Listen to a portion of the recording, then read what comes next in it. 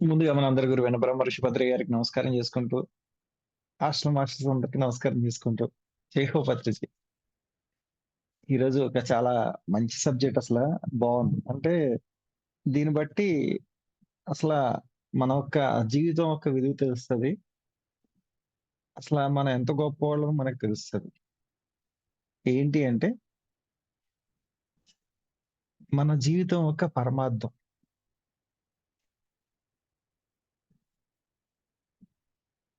ఇదొక్కటి తెలుసుకుంటే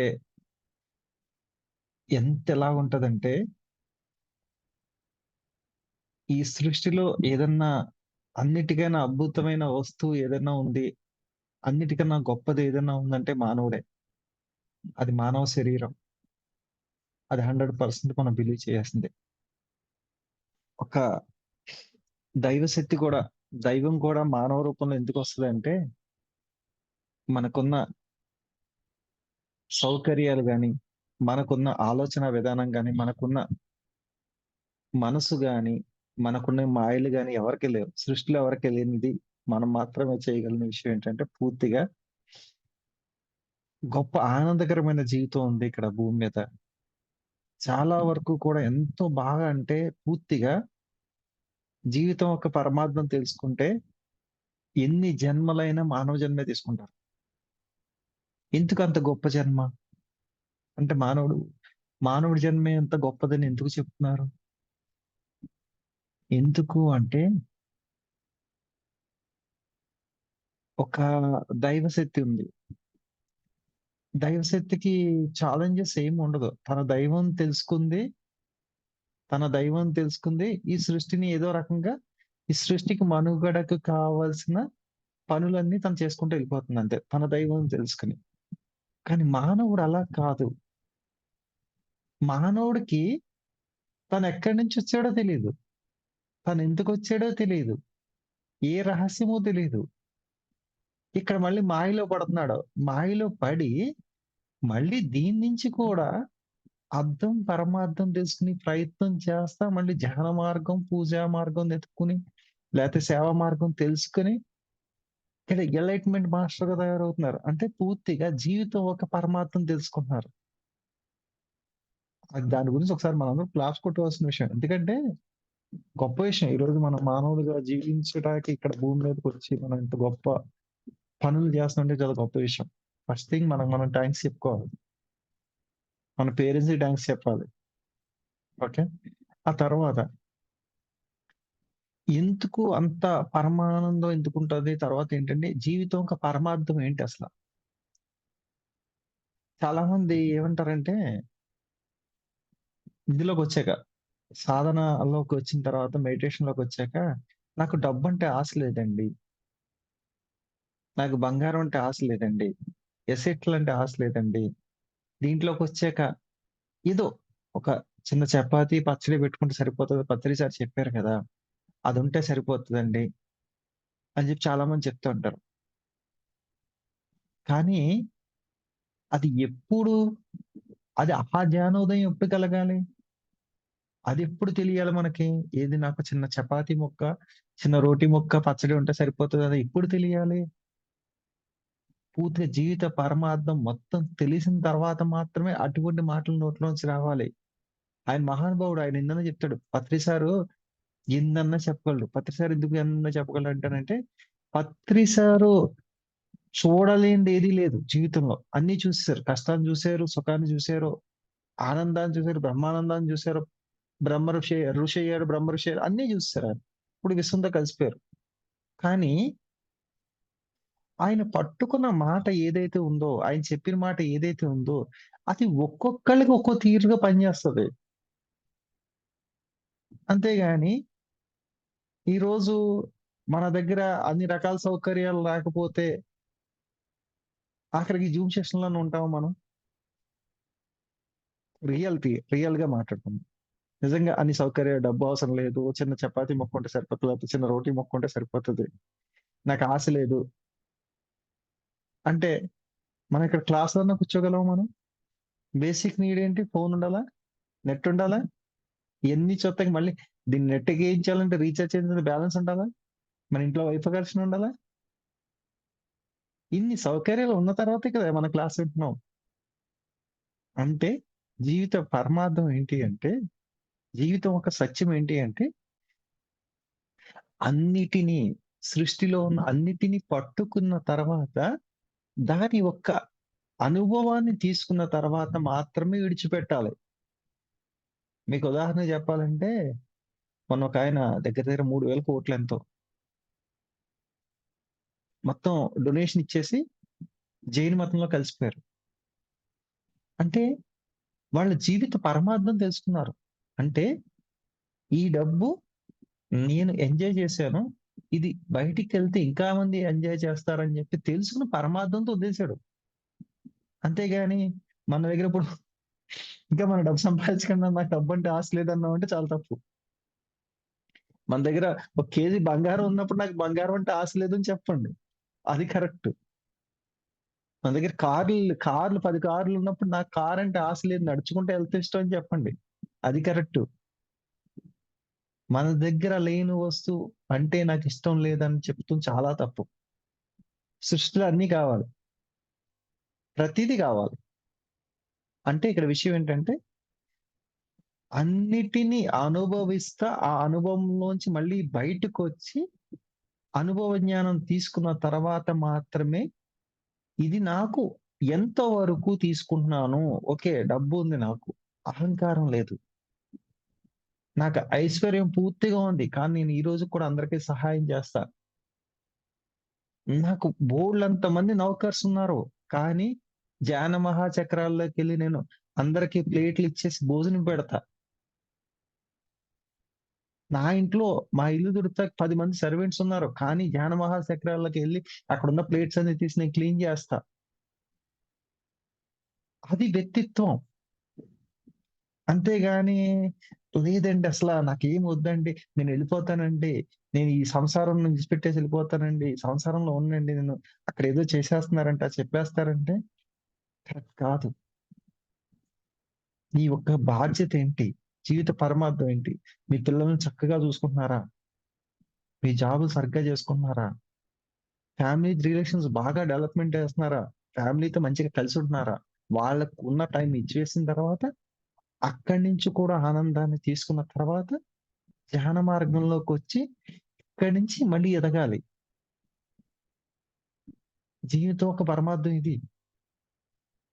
అంతేగాని ఇదేదో విరక్తి పుట్టినోళ్ళందరికీ, జీవితంలో చాలా మంది మోసం చేసినోళ్ళందరికీ, లేతే ఎక్కడన్నా డబ్బు సమస్యలొచ్చినోళ్ళందరికీ, లేకపోతే ఏదన్నా ఎక్కడన్నా డబ్బులు స్ట్రక్ అయిపోయినోళ్ళందరికీ ధ్యాన మార్గం కరెక్ట్ అని చెప్పి మీరు చెప్పాల్సిన అవసరం లేదు. అది కరెక్ట్ కాదు. అయన్నీ కూడా ఎందుకొస్తాయి అంటే, నీ యొక్క చక్రంలో ఒక్కసారి పైకెళ్తారు, ఒక్కోసారి డౌన్ అవుతా ఉంటారు. ఎవ్వరికైనా జరుగుతది. కాలచక్రంలో ఒక ఫేజ్ అంటే ఒక స్థితిలో పైకెళ్తారు, ఒక స్థితిలో కిందకొస్తారు. అది ఎవరికైనా జరుగుతది. నథింగ్ మీరే గాదు. ఎవరికైనా మానవ జన్మ ఎత్తిన ప్రతి ఒక్కళ్ళు కూడా ఒక 2 సంవత్సరాలు బావుంటే, ఇంకో 2 సంవత్సరాలు డౌన్‌లోకొస్తారు. ఎందుకు డౌన్‌లోకొస్తారు? ఎందుకు ఎదుగుతారంటే, ఇక్కడే పరమార్థం ఉంది. నీ స్థితి బాగున్నప్పుడు ఎదట మనిషిని ఎలా చూస్తున్నావు నువ్వు? నీ స్థితి బాలేనప్పుడు నీ దగ్గర ఎవరుంటున్నారు? అది 2 తెలియాలి నీకు. నీ స్థితి బాలేనప్పుడు నీ దగ్గరికి ఎంతమంది ఉంటున్నారంటే, అంతమంది కూడా నీకు స్నేహితులు, బంధువులు. నీ స్థితి బాలేనప్పుడు. నీ స్థితి బాలేనప్పుడు నీ దగ్గరకొచ్చి మాట్లాడినోళ్ళు మాత్రమే నీ బంధువులు, నీ స్నేహితులు. నీ స్థితి బావున్నప్పుడు నువ్వెలాగుంటున్నావు? అది నీ ఓన్ రియాలిటీ. అది మీ ఓన్ రియాలిటీ అది. అది మీరే తెలుసుకోవాలి మళ్ళీ. ఎవరు చెప్పరు. ఈరోజు నిన్న కష్టం ఉంది బానే ఉంది. ఈరోజు సుఖం రాగానే అందరిని మర్చిపోయామంటే నథింగ్. ఇంకేం లేదు. మనం నేర్చుకోవాల్సిన పాఠం ఇంకేం లేదిక. అంటే ప్రతీదీ కూడా అంగీకరించాలి. జీవిత పరమార్థం అంటే ఏంటంటే పూర్తిగా జీవితం యొక్క సత్యాన్ని తెలుసుకోవాలి. అసలు సత్యం ఏంటి? పూర్తి సత్యం ఏంటి అసలు నిజంగా చెప్పాలంటే? అంశాత్మకంగా మనం వచ్చాం. అనుభవ జ్ఞానాన్ని తీసుకుంటున్నాం. ఈ అనుభవ జ్ఞానం తీసుకున్న తర్వాత దేన్ని అంగీకరిస్తున్నాం మనం? కోర్టులోకి వెళ్ళగానే భగవద్గీత మీద ప్రమాణం చేసి, మీ మనస్సాక్షిగా చెప్పండి. అన్ని తప్పులు చేశారని చెప్పండి. ఒప్పుకోండి, ఒప్పుకోండి అని చెప్పేసి ఎలా సింబాలిక్‌గా చెప్తున్నారు. నీ ఆత్మసాక్షి మీద ప్రమాణం చేసి చెప్పు అని. అది కోర్టది. అసలు కోర్టేంటి అంటే, మన చుట్టూరు జరుగుతున్న విషయాలే కోర్టు. దానికి ఎలా రియాక్ట్ అవుతున్నాం మనం. ఈరోజు నథింగ్ ఇంకోటేంటంటే, మీరొకటి విషయం నేర్చుకోవాలి. ఏంటి అంటే, మీ ఇంట్లో మీ గురించి గాని తప్పుగా మాట్లాడినా, మీ గురించి ఎవరన్నా తిట్టినా, మిమ్మల్ని కామెంట్ చేసినా సరే, ఆ ప్రదేశం నుంచి బయటకొచ్చేసి, మీ పేరు, మీ ఊరు, మీ ఆత్మస్థితి మర్చిపోయి, ఒక థర్డ్ పార్టీగా చూడండి. ఇక్కడ మీరుంటారు, అక్కడ వాళ్ళుంటారు, ఇక్కడ ఆళ్ళుంటారు. అందరిని బయట పెట్టి బయటకొచ్చి చూడండి. బయటకొచ్చి చూస్తే ఏది కరెక్టో మీకు తెలుస్తది. అప్పుడు మీకేముండదు. ఏమవుతదంటే, మనం తప్పు చేసామంటే, అవును నేనే తప్పు చేశాను. అంగీకార భావం చేయాలి. లేదు మనం తప్పు చేయలేదు. వాళ్ళే తప్పు చేశారు. అయినా సరే మనల్ని తిడుతున్నారో ఏదో చేస్తున్నారు. అప్పుడేం చేయాలంటే, వాళ్ళకి తెలిసేలా చేయాలి. తెలిసేలా చేస్తామంటే, మనము ఎంత సిన్సియర్‌గా మనం తప్పు చేస్తే అపాలజీ చెప్పామో, అంతే సిన్సియర్‌గా ఎవరైనా తప్పు చేస్తే చెప్పాల్సిన బాధ్యత కూడా మన మీదుంది. అది బయట వ్యక్తులకైనా అవ్వచ్చు, ఇంట్లో ఫ్యామిలీ మెంబర్స్ కన్నా అవ్వచ్చు. ఎందుకు చెప్పాలండి? నీకు సత్య మార్గంలో నువ్వున్నావు గాబట్టి, ఎదటి మనిషి తప్పు చేస్తున్నప్పుడు నీకు చెప్పాల్సిన బాధ్యతుంది. అది నువ్వు చెప్పలేదంటే ఏమవుతదంటే, ఆయన పూర్తిగా బయటికెళ్ళిపోయి ఇప్పుడు ఉదాహరణకి ఎవరినంటే, మన పత్రి సార్‌ని కొద్దిగా పిరమిడ్ మాస్టర్ కొంతమంది పిరమిడ్ మాస్టర్స్ ఎగ్జాంపుల్ తీసుకుందాం. వాళ్ళు తప్పు చేసినప్పుడు కొన్ని విషయాలు చెప్పలేదు గాబట్టి, పత్రి సార్ ఉన్నప్పుడే మాకు తప్పులు చెప్పలేదు. నో కామెంట్, నో జడ్జ్‌మెంట్ అన్నారు. ఇప్పుడు మేము ఎన్నన్నా చేయొచ్చని చాలా మంది తయారయ్యారు. అవునా? అవునా? నిజమా? హ్యాండ్ రైజ్ చేయండి అవునున్నవాళ్ళు. ఇలా అనండి. మీరెవరో కనిపించట్లే. నేనే కనిపిత్తానులే ప్రాబ్లమ్ ఏం లేదు. నాకు ఆ ధైర్యం ఉంది. ఓకే. అంటే ఇక్కడ ఏంటి అంటే, మన ఎదురుంగా తప్పు చేసినప్పుడు కంపల్సరీ కూడా పోనీ ఆళ్ళకి ఎదురుగా పడి మీరు డైరెక్ట్‌గా చెప్పలేకపోతే పక్కకి పిలిచి, లేతే ఫోను చేసి, లేతే పర్సనల్‌గా కలిసి, మీరు చేస్తుంది తప్పు అని చెప్పి బాధ్యత మనకుంది. ఎందుకంటే సత్య మార్గంలో ఉన్నాం గాబట్టి. ఇప్పుడు నిజంగా మీరే కాదు, రేపొద్దున మీలో ఉన్నవాళ్ళు ఎవరైనా సరే క్లాసులు చెప్తారంటే, నేను చాలా జాగ్రత్తగా కూర్చొని వింటాను నేను. ఎంత బాగా వింటానంటే, నా కూతురు క్లాస్ చెప్తున్నప్పుడు ఎలా వింటానో, మీరెవరు చెప్పినా అలాగే వింటాను. ఎందుకంటే, మనమందరం ఒక ఫ్యామిలీ, మనందరం ఒకటే కుటుంబ సభ్యులు. అలాగే వింటాను నేను.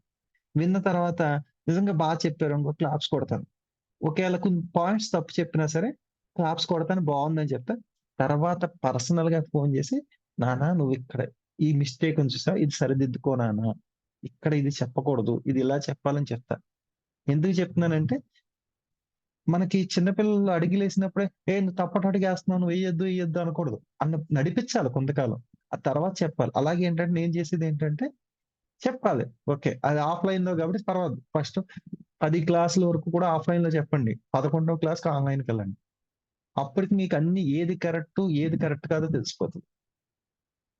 అలాగే చాలామంది మన టీమ్‌లోకొచ్చి క్లాసులు చెప్పే మాస్టర్లు చాలా మందున్నారు. వాళ్ళందరికీ కూడా ఫస్ట్ క్లాస్ మొదలు పెట్టగానే నా దగ్గర నుంచి బావుంది కంగ్రాట్స్ అని ఎళ్తది. ఆ తర్వాత 100% బావుంటే బావుందని చెప్పేస్తారు. బాగోకపోతే పర్సనల్‌గా ఫోను జేసి, ఇక్కడ బావుందని చెప్తా. పర్సనల్‌గా ఫోను జేసి, నాన్న నువ్వు చెప్పిన దాంట్లో ఇది తప్పుంది. ఇది చూసుకో, ఇది చూసుకో అని చెప్తా. కాదు సార్ నాకర్థం కావట్లేదు. సరే నాన్న నేనే ఇత్తా. నేను మెటీరియల్ ఇస్తా. దాన్ని ఎలా కావాలో అలా చెప్పని చెప్తా. మీకు కూడా ఎవ్వరికైనా సరే. మీరు ఎవ్వరైనా క్లాస్ చెప్తానంటే, మీకు అవకాశం ఇస్తాను. సబ్జెక్ట్ కూడా ఇస్తా. ఎవరికైనా సరే. No issue. ఇక్కడ ఎవ్వరికైనా సరే. అది కూడా మళ్ళీ ఆఫ్‌లైన్‌లో కాకపోతే చెప్పొచ్చు. ఆఫ్‌లైన్‌లో చెప్పి, దాని తర్వాత నిజంగా నాకు బావుందనిపించేసిందనుకో యూట్యూబ్‌కి డైరెక్ట్ ఇచ్చేస్తా. ఎవరికైనా. ఎందుకంటే ప్రతి ఒక్కళ్ళు మీరు నోరిప్పే వరకే మీలో ఉన్న ముత్యాలు బయటకొస్తాయి. మనం నోరిప్పకుండా మన దగ్గర ఉన్నప్పుడు ఏమి రావు. ఓకే. అయితే ఇదొక వెర్షన్. ఇంకో వెర్షన్ ఏంటంటే కంపల్సరీ ఎవరైనా తప్పు చేస్తే కంపల్సరీ మనం చెప్పాలి. అది పబ్లిక్‌లో చెప్పకపోయినా సరే కంపల్సరీ పర్సనల్‌గా ఫోన్ అన్నా చేసి చెప్పాలి. లేకపోతే అతను పర్సనల్‌గా కలిసన్నా చెప్పాలి. ఇది కంపల్సరీ నేర్చుకోండి ఈ అలవాటు. ఆఖరికి ఇంక్లూడింగ్ మీ. నేను కూడా నేను తప్పు చేసినా సరే చెప్పే బాధ్యత మీకుంది. ఎందుకంటే రోజు నేనేదో చెప్పేస్తున్నాను మీకు. ఏదో అదంటాను, ఇదంటాను. ఇది ఇలా చేయకూడదు, అలా చేయకూడదు. మీరు తప్పులు చేస్తున్నారని నేను చెప్తున్నాను. మరి నేను తప్పు చేస్తే ఎవరు చెప్పాలి? మీరే చెప్పాలి. అంటే ఇక్కడ ఎవరు గొప్పవాళ్ళు ఎవరు లేరు. సార్ మీరు నిన్న కఠినంగా మాట్లాడారు.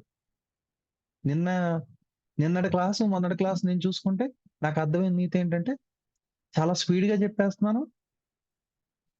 కొన్ని మాటలు కఠినంగా చెప్తున్నాను. అది మీరు చెప్పబోతే నాకు తెలీదు. నేను పొద్దున్న చూసుకున్నాను నేను. నా వీడియో నేనే చూసుకున్నాను. కఠినంగా వస్తున్నాయి కొన్ని మాటలు. అందుకే ఈరోజు స్లో అయిపోయింది. పూర్తిగా ప్రేమతత్వంలోకొచ్చా. అంటే సెల్ఫ్ చెక్ చేసుకోవాలి మనం. పూర్తిగా సెల్ఫ్ చెక్ చేసుకోవాలి మనం.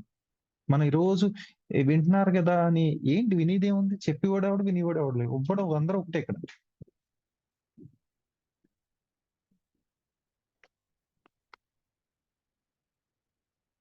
అంటే ఇక్కడ ఏంటి అంటే మనకు కావాల్సింది ఎవరైనా అసత్యాన్ని ప్రచారం చేస్తున్నప్పుడు సత్య మార్గంలో మనం ఉన్నాం గాబట్టి పూర్తిగా మనం చెప్పాలి వాళ్ళకి.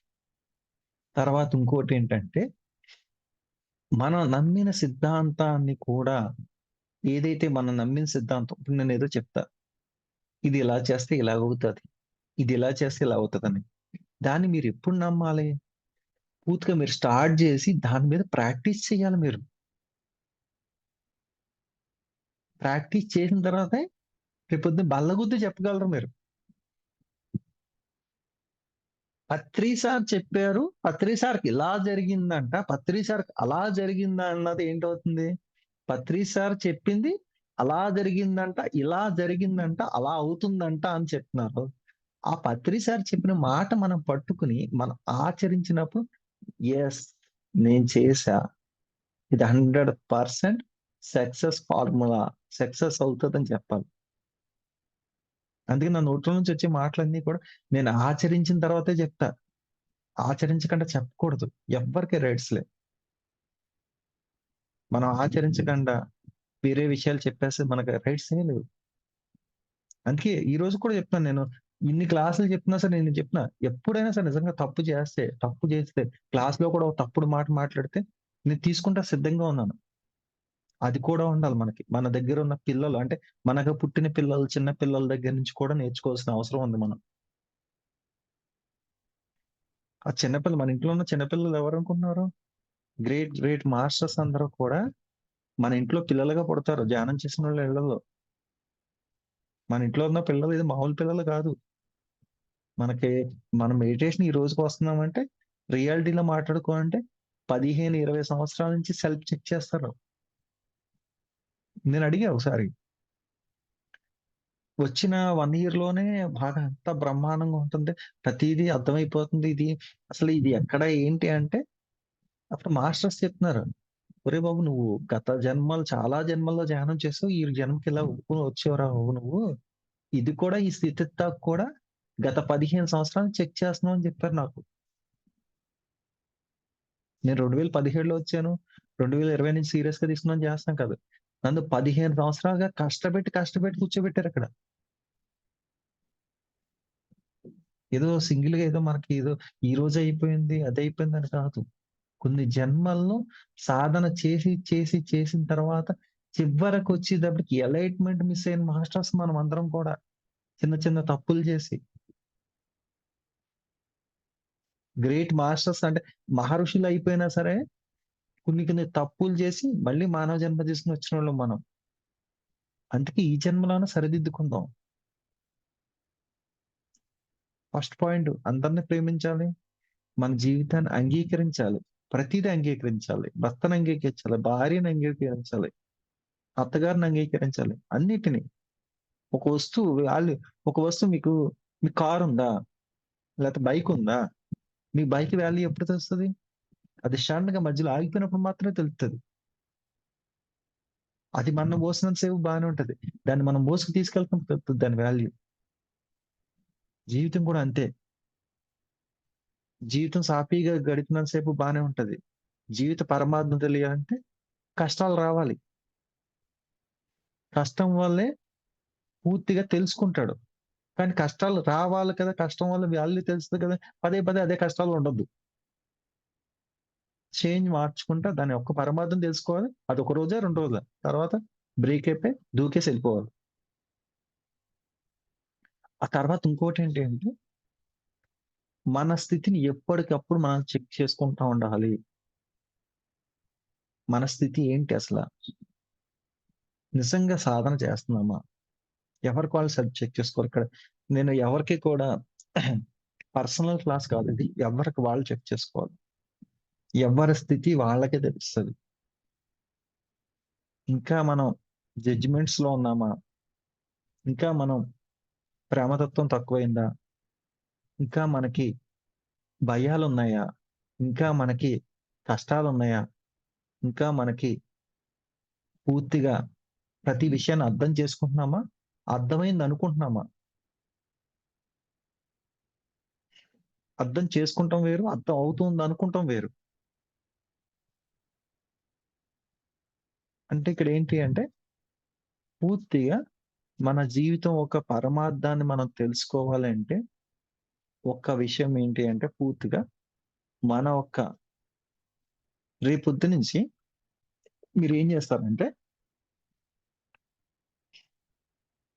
మిమ్మల్ని ఎవరో ఒకళ్ళు మానిటర్ జేస్తున్నారు. గుర్తుపెట్టుకోండి. రేపొద్దు నుంచి మిమ్మల్ని ఎవరో ఒకళ్ళు మానిటర్ జేస్తున్నారు. మీ పరమాత్మే మిమ్మల్ని మానిటర్ జేస్తున్నారు.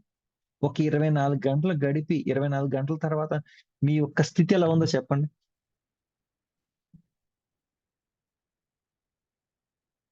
అంటే ఒక షాప్‌లోకెళ్ళగానే సీసీ కెమెరాలు ఉండేటప్పటికి మన ప్రవర్తన మారిపోతుందన్నమాట. అప్పటిదాకా ఎలా ఉండే సీసీ కెమెరా ఉంది అంటాం. అంటే ఒక షాప్‌లోకెళ్ళగానే ఒక సీసీ కెమెరా చూస్తుందనేటప్పటికి మీ ప్రవర్తన మారిపోతా ఉంటే, ఆ లోనున్న పరమాత్ముడికి ఎన్ని సీసీ కెమెరాస్ ఉన్నాయి? ఒక ప్రతి మాట వింటున్నాడు కదా! ప్రతి మాట వింటున్నాడు కదా! ఈరోజు మనకి ఒక కష్టం వచ్చింది. ఈ కష్టం రాగానే భగవంతుడా! ఎందుకు ఈ కష్టం వచ్చింది? భగవంతుడా! ఎందుకొచ్చింది కష్టం కాదు. అసలు ఈ కష్టం ఎందుకొచ్చిందని మన మూలాల్లోకెళ్ళి చెక్ చేసుకుంటే అసలైన సత్యం బయటపడతది. నిజంగా ఇది నేను చెక్ చేశా. అప్పుడు కాదు. మెడిటేషన్‌లో రాకముందే చెక్ చేశా నేను. ఒకాయన అన్నాడు. ఏంటంటే, "జీవితం అద్దం లాంటిది. ఆ అద్దంలో మనం ఏది చూసుకుంటే అది కనిపిస్తదని." నా జీవితంలో కొన్ని కొన్ని ప్రాబ్లమ్స్ వచ్చినప్పుడు నేను చెక్ చేసుకున్నా. ఈ ప్రాబ్లమ్ ఎందుకొచ్చిందంటే, గతంలో ఆ కామెంట్ నేను చేశాను. ఈ విషయం ఎందుకొచ్చిందంటే, గతంలో అదే పని నేను చేశాను. గత జన్మలో కాదు. రియల్‌గా చెప్తా. గతంలో ఒక ప్రాబ్లమ్ రాగానే నేను చెక్ చేసుకొని సెల్ఫ్ చెక్ చేసుకోను. అంటే ఈరోజు మనం గతంలో ఈ పని చేశాం కాబట్టి ఇది ఎదురుగా వచ్చింది మనకి. ఈ కాడి నుంచన్నా చేయకుండా ఉంటాను బ్రేక్ చేసుకున్నాం. అంటే దీన్ని బట్టి మనం అర్థం చేసుకోవాల్సిన విషయం ఏంటంటే, జీవితం ఒక పరమార్థం తెలుసుకోవాలంటే, మనం ప్రతి విషయాన్ని అంగీకరించాలి. ఈ రోజుకి ఓకే. పాత విషయాలన్నీ మర్చిపోండి. పాతలో పాత విషయాలు గతంలో మనం ఎన్నో మంచి పనులు చేసుంటాం, చెడ్డ పనులు చేసుంటాం, ఏదైనా చేసుంటాం. అన్నీ డిలీట్ చేసేయండి. ఈ రోజు నుంచి అంట, రేపొద్దు నుంచి అంట, పుట్టిన ఫ్రెష్‌గా బేబీ పుడితే ఎలా ఉంటదో అలా బేబీలా తయారైపోయి, శుభ్రంగా ధ్యానం చేసుకొని, ప్రతి విషయాన్ని అంగీకరించండి. ఆటోమేటిక్‌గా చేంజ్ అయిపోతది. ఇవాళ 15వ రోజు క్లాసొచ్చిందంటే, ఆల్‌మోస్ట్ మీకు జీవితం ఒక పరమార్థం తెలిసిపోతది. 15వ రోజు క్లాసు జీవితం ఒక పరమార్థం ఎందుకు చెప్తున్నారు అంటే, జీవితం లైఫ్ ఈజ్ బ్యూటిఫుల్ అంటే, జీవితం చాలా ఆనందకరమైన విషయం ఉంది. దాన్ని మీరు చాలా అసలు నిజంగా చెప్పాలంటే, మన జీవితాన్ని మనం బతికే విధానంలో చాలా ఆనందంగా గడుపుకొని మార్చుకోవచ్చు. కానీ అందులో మనం ఏం పెడుతున్నాము? ఏం పెడుతున్నాము? ఆనందాన్ని పెడితే ఆనందమే కనిపిస్తది. బాధను పెడితే బాధ. ఎవరో కష్టపెట్టారు మనని. ఆ కష్టంలోంచి బయటకొచ్చే స్థితి మనకుంది. అది ఒప్పుకుంటలేదు ఇంకా. మనం ఇంకా ఆళ్ళు పెట్టిన బాధలోనే ఉంటున్నాం మనం. వేరే వాడొచ్చి మిమ్మల్ని ఎందుకు బాధ పెట్టాలి? పోనీ పెట్టాడు వాడు. వాడు తెలియక పెట్టాడు. మీరెందుకు బాధపడుతున్నారు? మీరు ఆత్మ జ్ఞానులు. ఓకే. అది చేంజ్ అయిపోవాలి. మూడ్‌లోంచి బయటకొచ్చారు. యెస్. నిజంగా కష్టం కలిగింది. 10, 15 నిమిషాలు, 20 నిమిషాల్లో బయటకొచ్చారు. మీకిష్టమైన పనులు చేసుకోండి. నాకు మూడ్ బాగోకపోతే ఏం చేత్తాను తెలుసా? శుభ్రంగా మా వైఫ్ ఉన్నా సరే పక్కకెళ్ళిపోమని చెప్పి శుభ్రంగా నాకిష్టమైనది వండుకొని తింటాను. లేతే ఒక సినిమా పెట్టుకొని చూస్తా. లేతే ఒక సినిమాకెళ్ళిపోతా. ఎందుకంటే, మనం కోపంగా ఉన్నప్పుడు ఎదటి వాళ్ళ మీద ఆళ్ళ దగ్గర ఉండి ఆళ్ళ మూడ్ చెడగొట్టేసి, వాళ్ళని కూడా ఇబ్బంది పెట్టే కన్నా, ప్రశాంతంగా కాసేపు ఎక్కడికైనా ఎళ్ళిపోయి వాకింగ్ చేసుకుంటా ప్రశాంతంగా చెప్పులు లేకుండా గడ్డిలో నడవండి. చక్కని గాలి పీల్చండి. అంటే ఇక్కడ జీవితం ఒక పరమార్థం ఇదే. ఏ మూడ్‌ని మీరు ఎంతవరకు క్యారీ చేస్తున్నారన్నదే ఉంది. ఇయన్నీ కాదు సార్. మీరు బానే చెప్తారు. రోజు నవ్వుతా బానే చెప్తారు. మాకున్నాయండి ఎన్ని కష్టాలున్నాయండి. ఎసెట్లు ఆగిపోయినాయండి. బ్యాంక్ బ్యాలెన్స్‌లు ఆగిపోయినాయండి. డబ్బులు రావట్లేదండి. ఆళ్ళు తిట్టేసారండి, ఈళ్ళు తిట్టేసారండి. అసలు మీకెన్ని కష్టాలున్నాయో తెలుసా మీకు? మీకేమన్నా కష్టాలు తెలుసా? అసలు మీకు అసలు ఏం తెలుసండి మీరంటే? నాకన్నీ తెలుసు. ఏ టు జెడ్ అన్నీ చూసాను నేను. ఏ టు జెడ్ అన్నీ చూసాను నేను. ఇదే గణేషు దగ్గర దగ్గర వేరే వాడు ఈ ఇందులో గనక ఉంటే గనక దగ్గర దగ్గర 100 సార్లు చచ్చిపోతాడు. అన్నీ తెలుసు నాకు. ఈరోజు క్లాస్‌లో నవ్వుతా చెప్పేస్తున్నాను. క్లాస్‌లో ఏదో బాగా చెప్తున్నానన్న కదా విషయం. అన్నీ చూసాక, అన్నిట్లో పరమార్థాన్ని తెలుసుకున్న తర్వాత, నేను పడిన బాధ వేరే వాళ్ళు పడకూడదని క్లాస్‌లో చెప్తున్నా. మన అమ్మా, నాన్న ఏం జేస్తారు? వాళ్ళ కష్టం మనకు తెలియకుండా, వాళ్ళ పడి బాధలు మనకు తెలియకుండా చెప్తారు. నేనిప్పుడు చేసే పని అదే. ఎందుకు చాలా విషయాలున్నాయి. చిన్న చిన్న విషయాలంతే. ఊరికే దేవుడా! నువ్వు నన్ను కాపాడాలి. నువ్వు ఉంటే కాపాడు, కాపాడని అందరికి మళ్ళీ మొక్కినోడినే నేను కూడా ఉన్నా. నిజంగా ఆ రోజు మొత్తం గండం గడిచిపోయేది. మళ్ళీ ఎళ్ళిపోయి కొబ్బరికాయ కొట్టేసి, అబ్బా! నువ్వున్నావు అని చెప్పేసి మళ్ళీ దండం పెట్టేసి, మళ్ళీ తర్వాతెళ్లి, మళ్ళీ కష్టం వచ్చిన మళ్ళీ ఎళ్ళిపోయి నువ్వు కాపాడు, నువ్వు మళ్ళీ అంటే ఇక్కడ ఏంటి అసల? నాకు ఇప్పుడు మీ అందరి జೊತೆ నేనే గుర్తుకొత్తాను నాకు. మీరందరూ బాధలతో ఫోను చేసి నేనే గుర్తుకొస్తాను నేను. అంటే ఒకప్పుడు నేను చేశా ఇవన్నీ కూడా. ఎందుకు చేశాము? సరైన జ్ఞానం అందలేదు కాబట్టి అయన్నీ జరిగినాయి. ఈరోజు ఎంత చిన్న విషయం అంటే ఈజీగా మీ లైఫ్‌లో మీకు ఎవ్వరు అవసరం లేదు. మీకు ఎవ్వరు అవసరం లేదు. మీరే మీ విషయాల్లోంచి బయటకి రావచ్చు. చిన్న చిన్న విషయాల్లోంచే. ఆ చిన్న చిన్న పనులతోటే మీకున్న పెద్ద పెద్ద సమస్యలన్నీ కూడా తీర్చేసుకోవచ్చు. నా కష్టం ఆయనకేం తెలుసండి రోజు వీడియోలు చెప్తాడంతే. ఎవరి కష్టం ఆళ్ళు కాదు. కష్టం యొక్క అర్థం చేసుకున్నప్పుడే బయటకొస్తారు మీరు. అంటే ఇక్కడ విషయం నేర్చుకోవాల్సిన విషయం ఏంటంటే, జీవితం యొక్క పరమార్థం ఏంటి అంటే, ప్రతి దాన్ని అంగీకరించిన తర్వాత, దాన్ని తీసుకున్న జ్ఞానాన్ని బట్టి మనం ముందుకు కొనసాగించాలి. హ్యాపీగా గడపాలి జీవితాన్ని.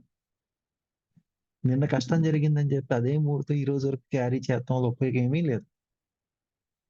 రేపొద్దున భవిష్యత్తులో మనకేదో వచ్చేస్తదంటే భవిష్యత్తు ఎవరికి తెలుసు? రేపొద్దున ఎవరుంటారు? ఎవరెళ్ళిపోతారు?